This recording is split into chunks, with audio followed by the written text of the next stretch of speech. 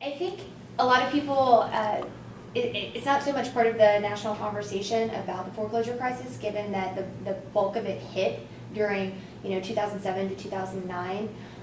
So today, in 2013, what does the foreclosure crisis look like in Richmond?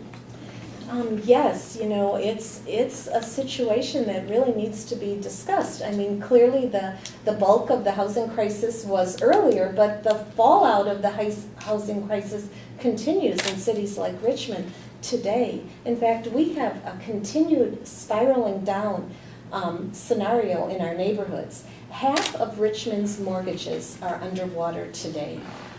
When we have one home that goes into foreclosure in a neighborhood, 9 other homes are impacted. And the property values go down for the whole neighborhood. And then one or another homeowner goes into default, and sometimes homeowners walk away from the home, and we have countless homes that are vacant. And of course, that creates blight for our neighborhoods, and it also creates a crime problem when you have empty homes. So we've been facing this scenario continuing since 2007, and to this day, it's still a big burden on our families. Families are suffering deeply in Richmond, and this is based on some really bad loans that they were sold by the banks. Totally not the fault of our homeowners, but we bear the brunt of the suffering. So why do you think it is that Richmond has been hit particularly hard? Well, Richmond is a working class community. It's a low income community. It's a majority minority community. 70% of our communities are people of color. We have nearly 40% Latinos and about 27% African Americans and about 6% Asians. So we have a very, very large majority of communities that are people of color. And people of color were targeted in terms of the whole subprime loan predatory lending practices. And what happened is that people trusted their bankers. They thought they were the experts, and bankers proceeded to sell them these really bad loans when they could have been sold standard loans in many, many cases. So as the housing crisis began to spiral out of control, more and more families in Richmond bore the brunt, and still do today. People who have hardworking families who thought they were en route to really providing a quality of life for themselves and their children, have found themselves in a situation where they can't pay their mortgages because their mortgage payments have expanded so profoundly, and so they've either already been foreclosed upon, or they're delinquent, or they're just hanging on by their fingernails. And what they're having to do, rather than buy the necessities for their kids, or fix things around their homes, they're having to put it all into their large mortgage payments. So that's no way for families to live, hardworking families. They have a right to have quality of life. So has the city been offered any assistance at the state or federal level? The state and federal response to this crisis has been woefully insufficient, inadequate. For the last 5 or 6 years, homeowners have been calling my office, calling the city of Richmond as a whole, saying, help us. We want to refinance. We want to have modification of our mortgages. And we've tried everything. We had town hall meetings where we hooked up homeowners with various bank representatives. We had nonprofits working with homeowners to try and build this counseling service that would get them to the right people at the banks so that they could potentially get a write-down on their principal. And very, very few people were helped. And that's the name of the game, that we're dealing with today. We're in a situation that the federal government, the banks, have not provided the solution. Very few have been helped, and the ongoing pain and suffering continues. So, which is the reason why the city of Richmond has stepped in with a fix, a much needed fix. Lay out your plan for using eminent domain. Well, first of all, the program that Richmond has taken on here is called the Local Principal Reduction Program. It's also called Community Action for Responsible Equity and Stabilizing. And that's because we understand that equity and stabilizing neighborhoods is a priority. The eminent domain is a tool to get there. So what our program is all about is we have made offers to the banks, to the servicers and trustees of 624 loans in the city of Richmond. These loans are loans that are severely underwater. And so we have offered to buy these loans, to buy the mortgages at a fair market value for these mortgages. And then what we will do after we acquire the mortgages is to work with the homeowner to refinance a new loan for them that is more in line with the home's current value. And so that the payments that the homeowner makes are affordable payments, so that the homeowner can still live in their home and have some money in their pocket for necessities, and also to frequent our local businesses. So our something economy. that's economically sustainable rather Yes, than absolutely. the current system. Absolutely, something that's economically sustainable for families, for neighborhoods, For the community for the at large. community at large, and for the city, so that the city could continue to have homes that aren't, buildings that aren't vacant. This, of course, allows us to still get property taxes, and we use the property taxes that we get for much needed services for the whole city. So the program is really to it's a very common sense program, and we've offered to purchase these mortgages at fair market value.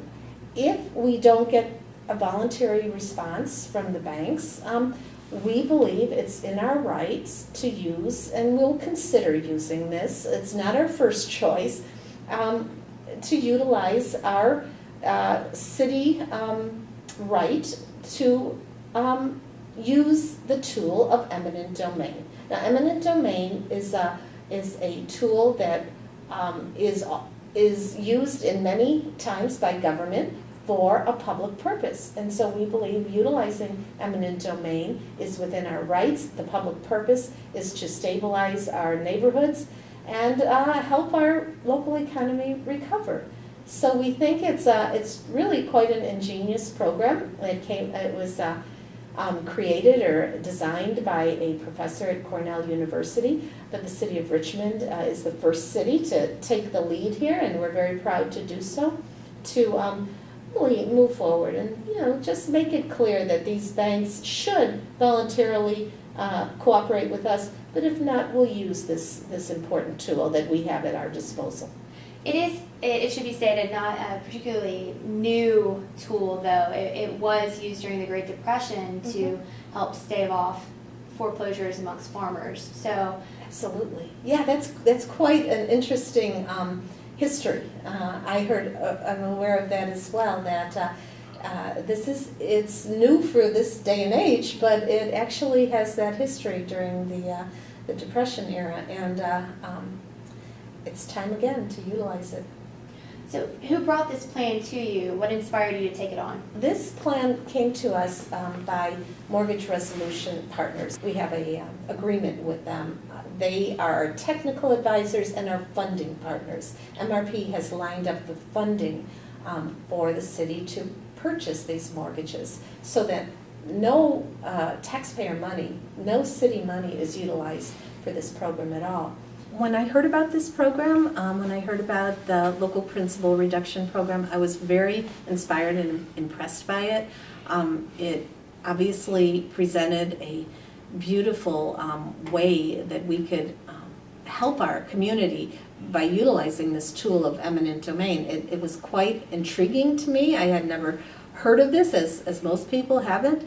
And as I came to understand the program, I came to realize that it made perfect sense. So MRP came to the city, it contacted my office, and the city manager's office and explained to us that they would like to partner with us to help with this ongoing crisis. And we studied the program. We had our city attorneys study the program.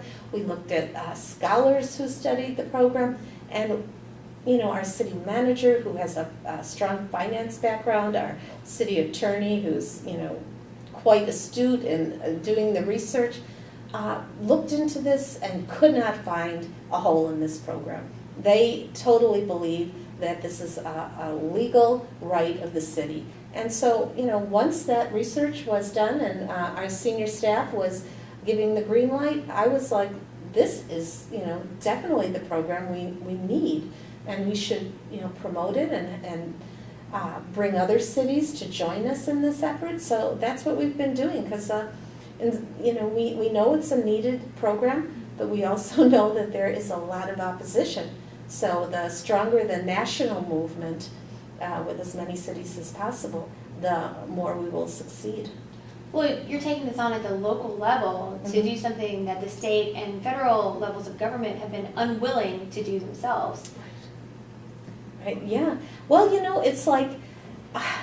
Why do you think the Obama administration has failed to take action on principal reduction? Well, frankly, I think, you know, the banks were bailed out to the tune of $1.2 trillion by the federal government. That's our taxpayer money. I thought that was pretty outrageous when that happened. And so I don't think the federal government is looking at this from the right perspective. I think we at the local level see it day in and day out. We see the fallout of this housing crisis, and I think it's up to us to make it clear that we won't stand for this. It's just unconscionable that any government official, frankly, will turn a blind eye to these problems and actually expect the economy to recover.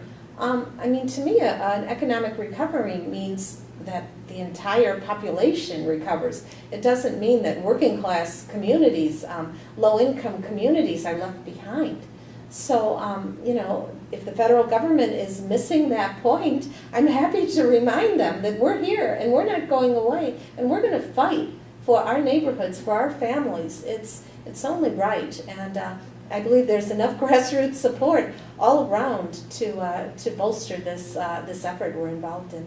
It's a very courageous stance to take on a problem of that scope at the local level when you're fighting the finance industry. So given that, you have a lot of opposition that is going after mortgage resolution partners. So talk about mortgage resolution partners more specifically. How do they stand to benefit in this arrangement with the city?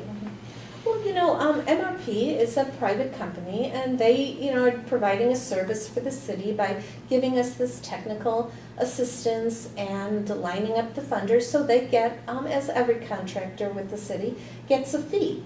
So they get $4,500 per transaction. So for every sale that the city makes and refinances into a new loan for the homeowner, MRP will get a fee of $4,500. So we think that's fair. We don't think that's a lot of money, and I think they're very dedicated to helping the city of Richmond and other cities in a similar plight. So within the suit from PIMCO and BlackRock, the investment firms, amongst others, that came to a head with a judge saying that they didn't have standing to sue because you had not yet enforced eminent domain. Where are you in your timeline with using it? Right. Yes, you're absolutely right that some banks and investors brought forward a suit to try and stop the program before we had even done anything. And the judge dismissed the lawsuit, saying it was not ripe for even discussion of this issue of eminent domain because the city hadn't done anything yet. It had only made offers to servicers and trustees to purchase these mortgages. No use of eminent domain had even, you know, been brought to the city council level to have that city council discussion that would be needed. So at this point, where we're at as a city council in particular, is we have moved forward with a direction to our staff to work to create a joint powers authority. A joint powers authority is an entity where various cities come together who have the same goals in mind. And so this would be a JPA, Joint Powers Authority, to administer this program among more than one city. So Richmond is working at bringing in other cities. We get a majority of the city council to agree to have our staff move forward on that. And of course, we reinforce that once the city decides to consider eminent domain, the whole city council will be involved in that discussion. So right now, the city manager had sent out a letter back in August, or I think it was the end of July, to servicers and trustees to offer to purchase the loans. We haven't gotten a positive response, but we're following up. We're trying to say, hey, if you don't think the fair market value of the loans that we have stated is correct, please provide us with more information. The original letter said that anyway, but we're trying to go the extra mile and hammer home the point. Right. That you're willing to negotiate. We are. We're most definitely willing to negotiate. So we hope we'll get some takers that'll do it voluntarily. If not, then we will, consider that next step of eminent domain, bringing it to the city council, bringing it to the JPA as we get it formed, having the multiple cities discuss this and make decisions. Now, because we had one suit filed already, even though it was dismissed, we certainly have in mind that we will probably get another suit when and if we move forward with an eminent domain process. But we actually, and of course, with eminent domain, I might add, we also pay a fair market value for the mortgages. We're not just acquiring them for free, we're paying. Well, that should be clear that the city is not going to be seizing the property without compensating the banks and the investors. Mm-hmm. So they're not taking a 100% cut. Absolutely, yeah. No, the city will pay fair market value through eminent domain as well. In this case, the court will determine eminent domain if we go through the eminent domain process. And so we believe we'll probably be taken to court when and if we utilize that tool. But we also believe that we have the law on our side. We certainly believe 150% that we have justice on our side. We know that our families deserve to have an affordable mortgage, and they were tricked, and the bankers were corrupt and criminal in their actions. We're trying to fix the situation. We know that there's lots of legal strategists or legal analysts who have reviewed this program, and we believe that a court of law will rule in our favor. We totally believe that. So between justice and the law on our side, we think we're going to win this. But we do know we have to keep fighting because banks are powerful entities, and they're not going to roll over. So what's the earliest date that you can foresee using eminent domain in Richmond? It's hard to say at this point. We're dealing with, first of all, trying to make sure we have a super majority in the city council that will embrace this. Right now, we had 4 out of 7 council members vote to take the next step of forming a JPA, of designing a JPA. One council member had some concerns about liability for the city, even though MRP has totally, based on our initial agreement and our founding agreement with them, to fully indemnify the city. This one council member had some concerns, so we wanted our staff to work closer with MRP to make it clear how this indemnification would occur, and that's exactly what our staff and MRP are doing, and I hear it's moving forward very, very well. So I think in about a month or so we'll have that come back to the city council. We'll perhaps be further along on forming the JPA. We'll have a better understanding how the city won't have any legal risk or any I mean, can you ever say there's no legal risk or no risk in this life? Well, we're on the cutting edge here, and we sometimes think leadership means you have to take that risk, but we are, definitely protecting the city, in the fullest way possible. I think we're going to present that plan to the whole council, and at that point, we hope we have a supermajority of the council on board. And after that, I think it'll be it won't be long, maybe early next year, that we can start to see what next steps and the consideration of eminent domain when necessary. At the CNBC event in Beverly Hills that I covered a couple weeks ago with Larry Fink and Bill Gross of BlackRock and PIMCO, they said that they had a fiduciary duty to their investors, including pension funds, to bring legal action against Richmond. So do you think that they are legally bound by that they are unable to address the mortgage principal reduction problem? Or do you think that more than that, they are unwilling? Mm-hmm. Well, I think in some cases they are unable. Some of these loans, they're called private label securities, and that's really that's all the loans that we have offered to purchase so far. We'd like to expand eventually, but those are the loans we're focused on. They have hundreds of investors all over the world, and in order to move forward with a principal reduction, they would have to, and it's an impossibility, they would have to bring all these investors together to agree to how to reduce the principal. They can't do it. It's a structural impediment based on how the loan was set up with all these investors.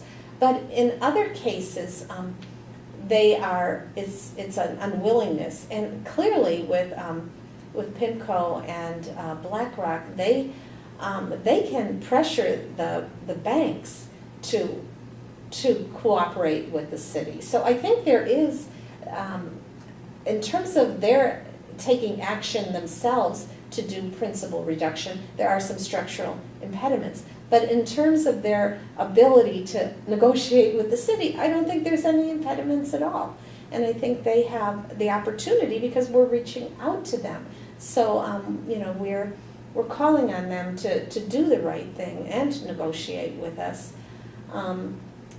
There has been, I think the unwillingness part of why they're unwilling to negotiate with us is partially because the banks get more money from foreclosures. They would rather see homes go into foreclosure, and they're not even giving any consideration to the human cost involved, the pain and suffering. It's so perverse. It really is. It's outrageously cold and just blind to the human element here approach. But it's also I think they're unwilling to give up control. The banks and mortgage industry, Wall Street wants to have control, and here is the local government, saying, "Hey, we want to utilize what empowerment we have as a local government on behalf of our residents to utilize this local power." And they say, "No, we have the power." So it's and they don't want us to set a precedent. But what we're setting is a precedent for fixing a problem that they have been partially unwilling and now are partially unable and now unwilling to fix. So it's just the essential problem is that none of the parties are going to voluntarily give up profits. Yeah. So yeah. You really need the government to step in and take charge to absolutely make the problem disappear. Absolutely, you're absolutely right. I mean, that's what governance is all about. That's what governments are all about, to step in on behalf of their residents, their communities. So that's what we're doing in Richmond. Yes, private entities like banks think about their profits first and foremost. They need to be regulated. I mean, that's one of the roles of government, to regulate, to intervene when injustices are occurring. And so, they are clearly thinking, I mean, banks, from what I understand, are like 30% of the country's overall profits. And what do they produce? They don't produce anything. So, they manipulate money. So we think here's an opportunity for them to get a fix. And so they lose some pennies to them, really, by not getting money off of foreclosures, this perverse approach that they have, as you so rightly stated. They lose on that score. Well, they should lose on that score. But overall, the community, the society as a whole, having a true fix on this housing crisis benefits. Well, if investment banks have a fiduciary responsibility to their investors, then politicians should have a fiduciary responsibility to their constituents. Well said, absolutely. I mean, that is how I feel. I feel I have a responsibility. I feel it's my moral responsibility. I feel it's my responsibility as an elected representative of the people of this city and of the democratic process that we uphold in this country. I think that's my responsibility to do my job. And so that's why I'm stepping forward and embracing this program, promoting it, trying to bring other elected officials on board, of which I'm building some wonderful relationships and networks with other local progressive officials. And I really see that this is a movement that's gaining ascendancy every day. Each day. Just today, I got an email from an elected official, or actually it was a community development director from Paterson, New Jersey. And this director of this city government wanted to discuss the program, and of which I'm happy to, and I'll, of course, want to engage with their local elected officials as well. Have there been any studies done by either the city or by MRP that shows the financial impact to investors through the use of eminent domain? I think, I don't know how many studies have been done, but there has been some inquiry and a certain amount of research into this. And my understanding is that investors have everything to gain, because when houses are foreclosed upon, investors get nothing. It's the banks who are servicing the loans, get some sort of money from a foreclosure, but the investors themselves, they lose. But when we keep homeowners in their homes and they're able to keep paying an affordable, sustainable mortgage, the investors get a return on their investment. And so it's pretty clear that this is in investor's interests, and we're trying to make that clear to them. So it's a work in progress to get that message out and try and build that relationship or that understanding with investors. If Larry Fink and Bill Gross were in this room with us right now, what would you say to them? What I would say to them is, you have the opportunity to hit the pause button. Stop fighting the city of Richmond, stop fighting us, and instead come to the table and let's talk about this. Let's find that win-win solution for your investors and for our city. That solution exists. Let's find it. Let's use the wealth and influence that you have to do something positive. So I welcome them, and I encourage them, and I urge them to work with us. Let's sit down and make this happen.